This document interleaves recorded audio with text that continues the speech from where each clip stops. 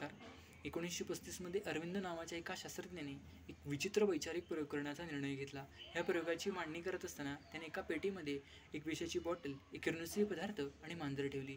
या किरणोत्सर्गी पदार्थाचं किरणोत्सर्गी अपक्षय होणार, ही विषाची बाटली फुटणार आणि ही विष मांजरीवरती पडणार आणि मांजर मरणार.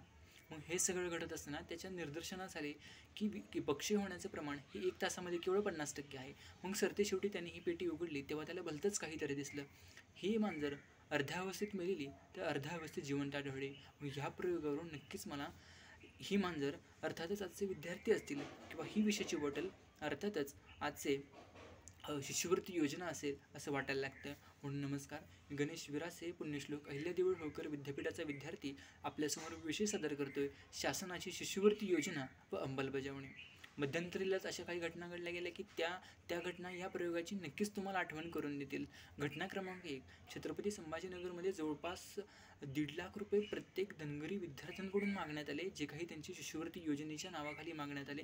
व घटना क्रमांक 2, नागपूरमधील चक्क सरकारी अधिकाऱ्याने जवळपास 200 कोटी रुपयांची जी काही उलाढाल असते किंवा 200 कोटी रुपयांची विद्यार्थ्यांच्या नावाखाली जे काही पैसे असते ते लुबाडले गेले.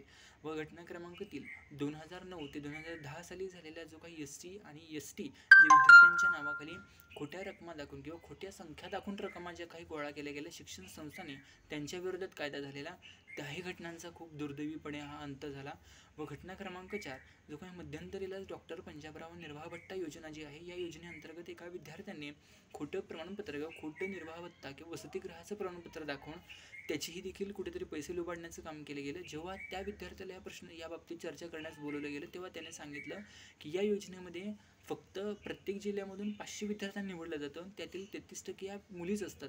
मग बाकीच्या मुलांनी करायचं काय किंवा ज्यांच्यापाशी पैसे नाहीत त्यांनी करायचं काय, त्याच्यामुळे मी हा मार्ग निवडला. व यासारख्या घटना घडत असताना मला मात्र वाटायला लागतं की माणूस हा जन्मतःच आधारावरती अवलंबून असतो.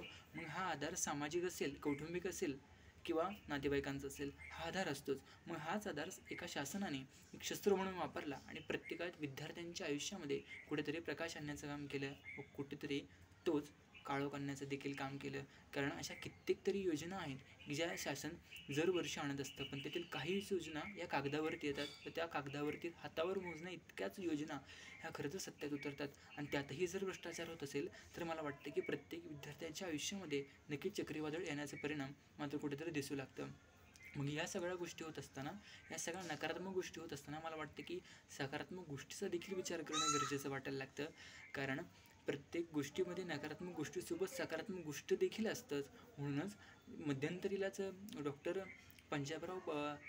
पंजाबराव देशमुख जी काही योजना असेल किंवा राजश्री छत्रपती शाहू महाराज योजना असेल, या योजनेअंतर्गत जवळपास 8 लाख ज्यांचं वार्षिक उत्पन्न आहे अशा विद्यार्थ्यांना शासन हे स्वतः कुठेतरी त्यांचं पात्रता शुल्क असेल किंवा परीक्षा शुल्क असेल कमी करण्याचा प्रयत्न करतं. व डॉक्टर पंजाबराव देशमुख जे काही निर्वाह भत्ता योजना आहे, या योजनेअंतर्गत देखील 8 लाख उत्पन्न ज्यांचं वार्षिक उत्पन्न कमी आहे त्या विद्यार्थ्यांना कुठेतरी पैसे पुरवण्याचं काम करतं. व एकलव्य आर्थिक योजना असेल किंवा जे काही माजी सैनिक असेल किंवा माजी स्वतंत्र सैनिक असेल त्यांच्या मुलांना देखील कुठेतरी योजना आहे. यासारख्या असंख्य योजना या विद्यार्थ्यांच्या आयुष्यामध्ये येत असतात. व या योजनेचा लाभ उठवून आज कित्येक विद्यार्थी या मोठ्या पदावर जाण्याचा प्रयत्न करतात व मोठ्या पदावर जातात देखील. खरं तर सामान्य गरीबातील कुटुंबातील हा विद्यार्थी असतो की ज्या विद्यार्थ्याला आर्थिक सक्षमतेची बळ देणं गरजेचं असतं. मग शासन अशा काही योजना किंवा त्या प्रत्येक विद्यार्थ्यांपर्यंत शासन पोहोचू शकत नाही, म्हणून अशा काही योजना आणतात की ज्या योजनेचा नक्कीच कुठेतरी विद्यार्थ्यांना उपयोग पडेल.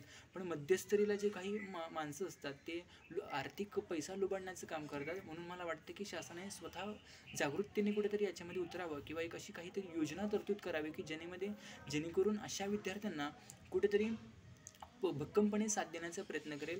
व अशा योजनेमध्ये नक्कीच जो लाभार्थी असेल त्यांना नक्कीच कुठेतरी लाभ भेटण्याचा प्रयत्न करेल.